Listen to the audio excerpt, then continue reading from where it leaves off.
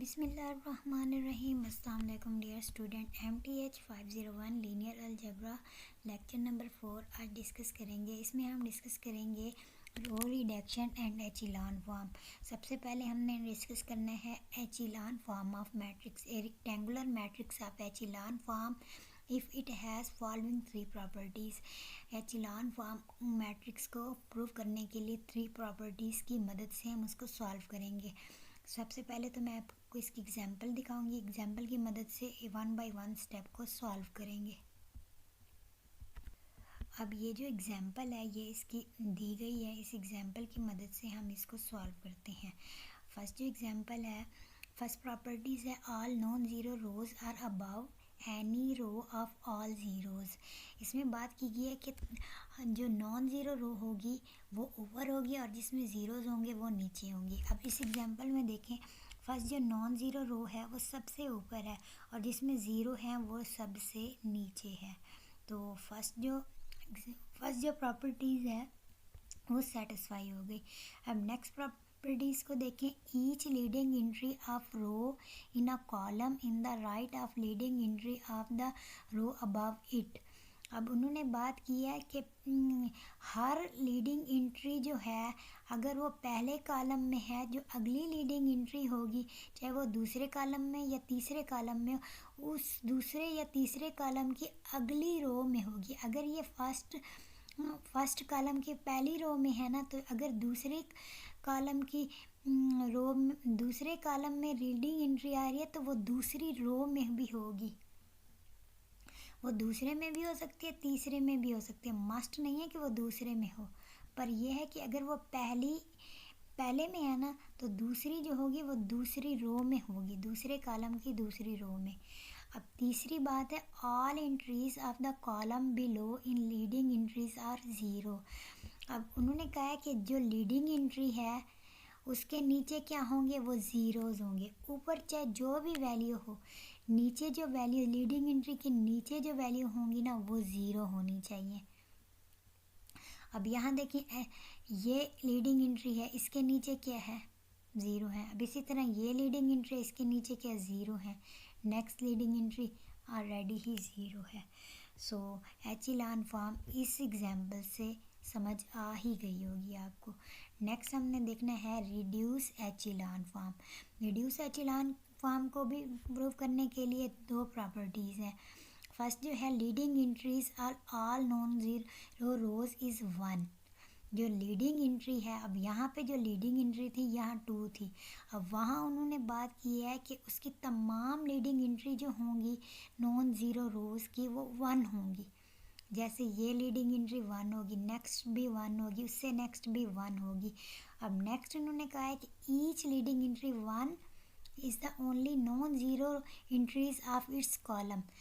उन्होंने कहा है कि हर कॉलम में लीडिंग एंट्री के अलावा बाकी जो होंगे वो ज़ीरो होंगे, यानी नॉन ज़ीरो रो जो होगी वो सिर्फ 1 होगी।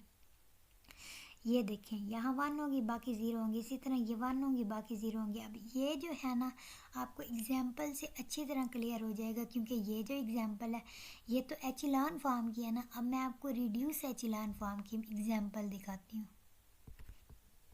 अब ये एग्जाम्पल देखें, ये एग्जाम्पल हमारे पास रिड्यूस एचिलॉन फॉर्म की है। ये मैट्रिक्स इस फॉर्म में है AX is equal to B। अब ये AX है, ये B है, ये जो वैल्यू है ये B की है। अब यहाँ पे पहले उन्होंने बात की थी कि जो लीडिंग एंट्री है वो 1 होनी चाहिए। अब यहाँ देखें लीडिंग एंट्री क्या 1 है, इधर भी 1 है, इधर भी 1 है।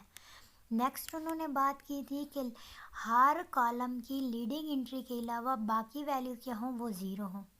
यहाँ देखें ये ज़ीरो है, सेम इसी तरह ज़ीरो है, ऊपर नीचे सारी ज़ीरो होनी चाहिए। अब एचिलॉन फॉर्म, अगर कोई भी मैट्रिक्स होगा पहले हम उसको एचिलॉन फॉर्म करेंगे, उसके बाद हम उसकी रिड्यूस एचिलॉन फॉर्म करेंगे। यानी ये जो मैट्रिक्स बना है ये पहले एचिलॉन फॉर्म से गुजर कर रिड्यूस एचिलॉन फॉर्म में आया है। इसकी मज़ीद आपको आगे जाके एग्जाम्पल जब हम सॉल्व करेंगे तो आपको अच्छी तरह क्लियर हो जाएगा। अब नेक्स्ट हमने एक नोट पढ़ना है, ये बहुत इम्पोर्टेंट नोट है, अक्सर क्विज में पूछा जाता है या फिर एमसीक्यूज में या शॉर्ट क्वेश्चन में भी आ सकता है, तो आप इसको एक बार देख लें। ए मैट्रिक्स में B row reduction into the more than one matrix in echelon form using different sequence of the row operation. However, the reduced echelon form obtained from the matrix is unique. अब इस note में इन्होंने कहा है कि जो एचिलॉन form होगी वो different sequence of row operation की हो सकती है, पर रिड्यूस एचिलॉन फॉर्म जो है ना वो हमेशा यूनिक होगी। एचिलॉन फॉर्म डिफरेंट हो सकती है और उसमें रो ऑपरेशन भी डिफरेंट आ सकते हैं, कोई भी आंसर आ सकता है, पर जो रिड्यूस एचिलॉन फॉर्म है वो हमेशा यूनिक आएगी। क्यों? क्योंकि उन्होंने कहा था कि उसमें जो लीडिंग एंट्री है 1 होनी चाहिए और बाकी जो वैल्यू हो वो 0 हो, मीन के आइडेंटिटी बन जाए, तो वो हमारे पास क्या होगी, रिड्यूस एचिलॉन फॉर्म। जैसे ये बन गई है, ये यूनिक है। इसी तरह रिड्यूस एचिलॉन फॉर्म जब भी हम एट द एंड करेंगे वो यूनिक होगी। अब इसका एक थ्योरम है, थ्योरम देखें, uniqueness of reduce echelon form. Each matrix is a row equivalent to one and only one reduce echelon matrix. उन्होंने कहा है कि रो रिडक्शन जब करेंगे वो क्या होगी, यूनिक होगी रिड्यूस एचिलॉन फॉर्म की। अब आपको इसकी समझ ऐसे भी आ सकती है, मैं आपको मज़ीद बता देती हूँ।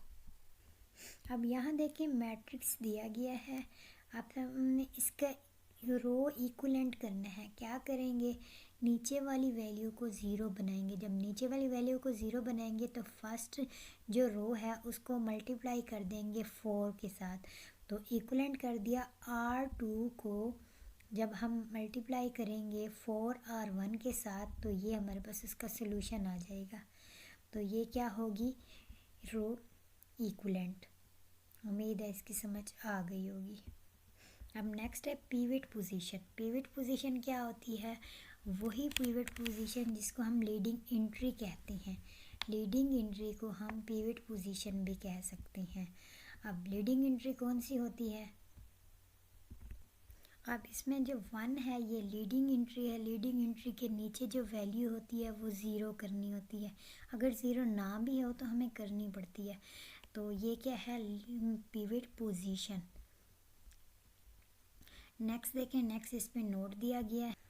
अब नेक्स्ट नोट जो है इसमें उन्होंने बताया गया है कि एचिलॉन फॉर्म जब हम करते हैं, एचिलॉन फॉर्म को रिड्यूस एचिलॉन फॉर्म में करते हैं तो जो पिवट पोजीशन है उसकी लीडिंग एंट्री की वैल्यू चेंज नहीं होती, यानी पोजीशन उसकी चेंज नहीं होती।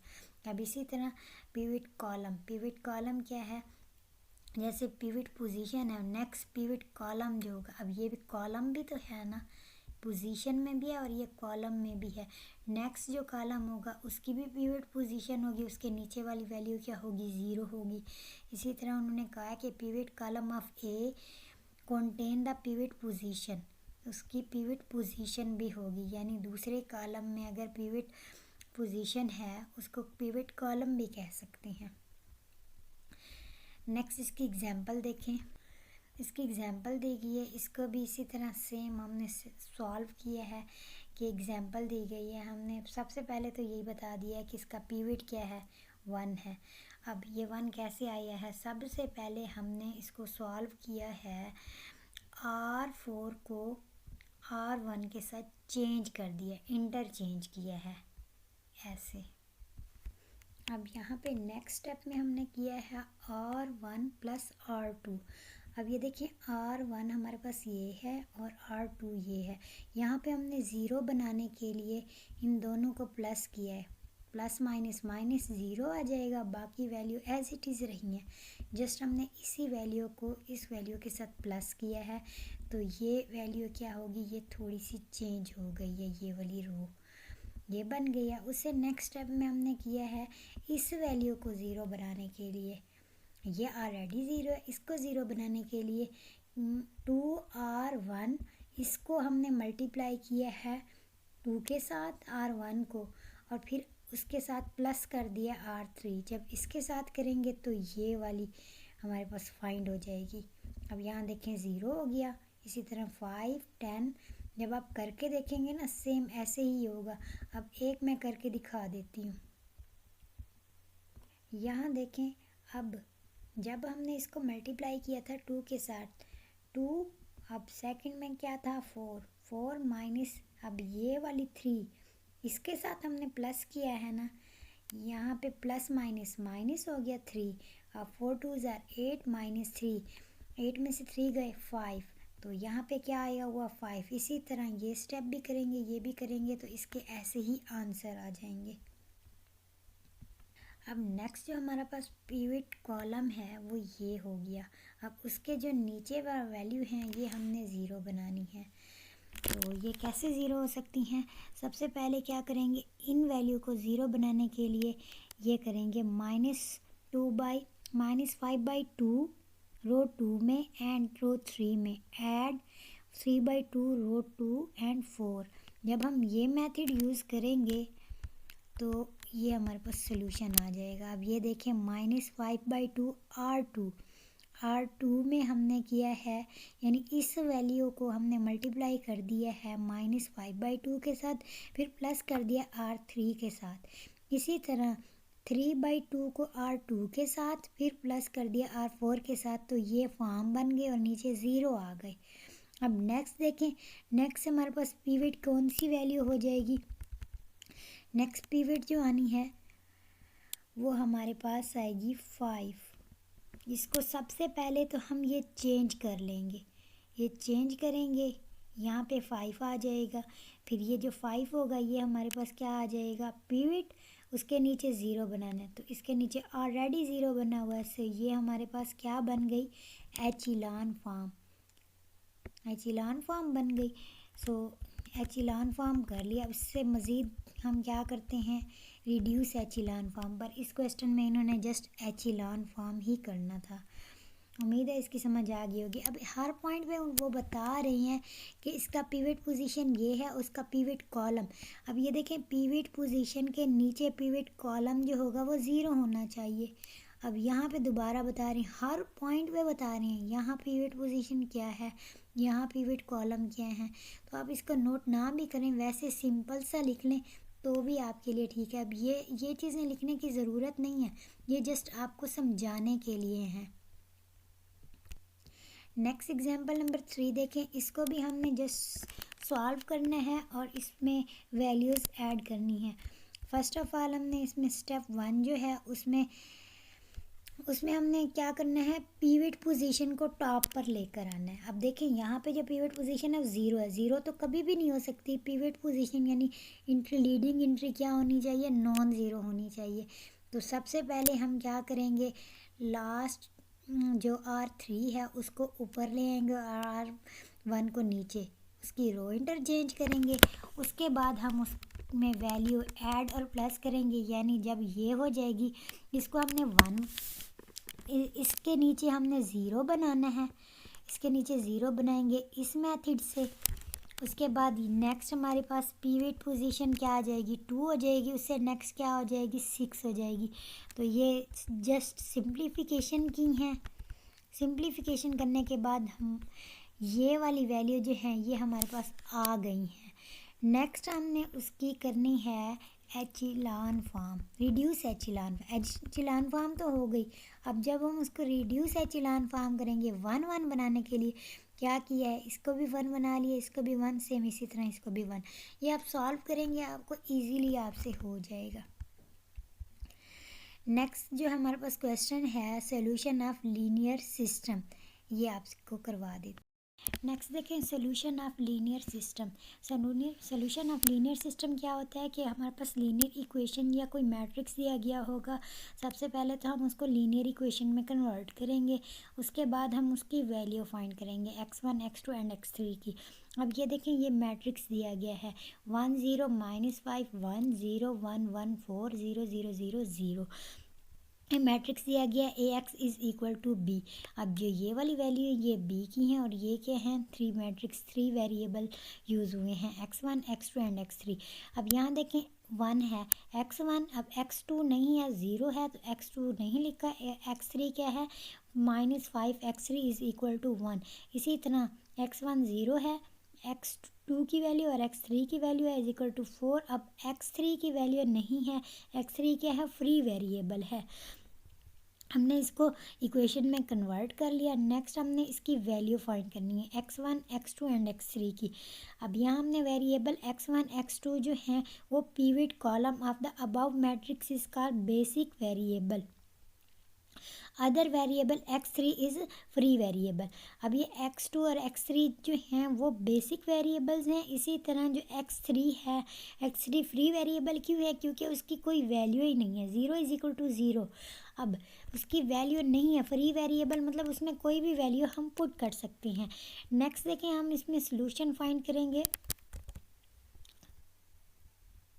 सोल्यूशन हमने फाइंड किया है x1 x2 की वैल्यू फाइंड करने के लिए सबसे पहले हम पुट करेंगे by saying x3 is free, we mean that x3 को जब हम ज़ीरो पुट करेंगे इसी वेरिएबल में, जब हम x3 को ज़ीरो पुट करेंगे, अब ये देखें ये वेरिएबल कैसे बने हैं, x1 इज़ इक्वल टू, इस वैल्यू को उस साइड पर ले गए हैं, प्लस का हो गया, इसी तरह x2 इस वैल्यू को उस साइड पर ले गए हैं, तो ये वैल्यू बन गई।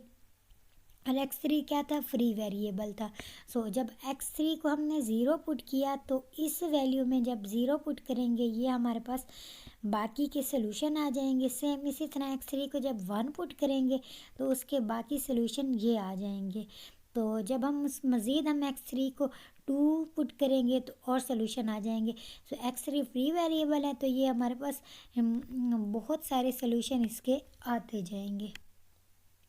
अब एक नोट दिया गया है, अब ये जो इक्वेशन है इस सोल्यूशन ऑफ 2, अब इसी इक्वेशन से हमने ये सोल्यूशन बनाया था। अब ये जो सोल्यूशन है इस सोल्यूशन को हम जनरल सोल्यूशन कहते हैं क्योंकि इसमें हमारे पास x3 की कोई वैल्यू नहीं है, x3 हमारे पास फ्री वेरिएबल था सो इसकी कोई वैल्यू नहीं है, तो इसको हमने क्या कहा है कि ये क्या है, जनरल सोल्यूशन है, क्योंकि इससे ऑल सोल्यूशन हम फाइंड कर सकते हैं। ये एक नोट है। नेक्स्ट जो एग्जांपल दी गई है, अब इस एग्जांपल को देखें। इस एग्जांपल में हमने वही लीनियर सिस्टम का मैट्रिक्स करना था, linear system of matrix, solution of linear system. हमने क्या करना था, सॉल्यूशन ऑफ लीनियर सिस्टम। अब ये मैट्रिक्स दिया गया है, सबसे पहले हमने चेक करना है कि ये जो मैट्रिक्स है एचिलॉन फॉर्म है या रिड्यूस एचिलॉन फॉर्म है। अब यहाँ देखिए 1 है, बाकी 0 हैं। अब इसका नेक्स्ट पिवट पोजीशन क्या है, ये 2 है, तो ये 2 है तो उसके हिसाब से ये क्या है, अगर रिड्यूस एचिलॉन फॉर्म होता तो यहाँ 1 होना चाहिए था। सो ये 2 है तो ये एचिलॉन फॉर्म है। अब नेक्स्ट इसकी पिवट पोजीशन क्या है, ये है, तो ये है हमारे पास एचिलॉन फॉर्म है, इसको हमने रिड्यूस एचिलॉन फॉर्म में कन्वर्ट करना है। अब यहाँ देखें 1 है, बाकी 0 हैं। अब यहाँ पे हमें 1 चाहिए, इसको 1 बनाने के लिए हम फर्दर प्रोसेस करेंगे। इसको 1 बनाने के लिए क्या करेंगे, इसको हम 1/2 के साथ 2 के साथ हम डिवाइड कर देंगे, और जब इसको 1 बनाना है तो इसके ऊपर वाली वैल्यू को 0 करना है। इसी तरह ये 1 है तो बाकी ऊपर वाली वैल्यू को 0 करना है।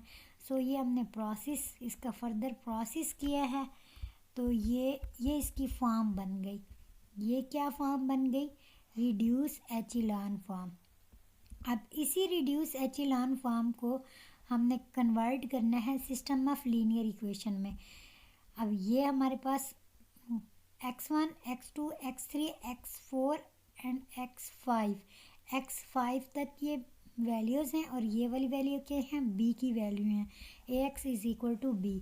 अब इसमें हमने जस्ट वैल्यू पुट की हैं। अब यहाँ देखें x1 x2 x3 0 है, x4 और x5 क्या 0 है।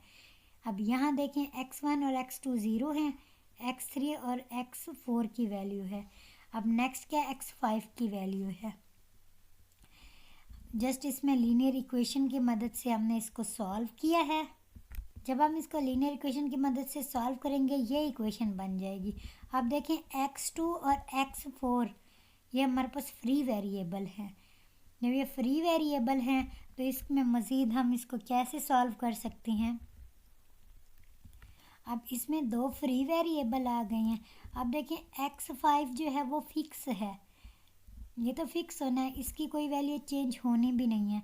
अब चेंज क्या होनी है, x1 और x3 की वैल्यू चेंज होनी है। क्यों? जब हम उसमें वैल्यू पुट करेंगे x4 की, अब x4 की और x2 की वैल्यू, तो ये तब भी चेंज होंगी ना जब फ्री वेरिएबल हम वैल्यू चेंज करते जाएंगे। x1 x2 एंड x4 की वैल्यू जो चेंज करेंगे बाकी मज़ीद वैल्यू आते जाएंगे। अगर आप इसको मज़ीद सॉल्व नहीं करना चाह रहे तो यहाँ तक भी कर सकते हैं कि x5 इज़ फिक्स, सो इस यहाँ तक भी इसका आंसर फाइंड हो जाएगा। उम्मीद है इस लेक्चर की समझ आ गई होगी। अगर आपने इससे रिलेटेड कोई एग्जाम्पल या एक्सरसाइज का कोई क्वेश्चन करवाना है तो आप मुझे कमेंट सेक्शन में बता दें, मैं इसको सॉल्व करके एज आ नोट्स आपको प्रोवाइड कर दूँगी। मेरे चैनल जी सॉल्यूशन को लाइक करें, शेयर करें, सब्सक्राइब करें। मिलते हैं अगले लेक्चर के साथ। अल्लाह हाफिज़।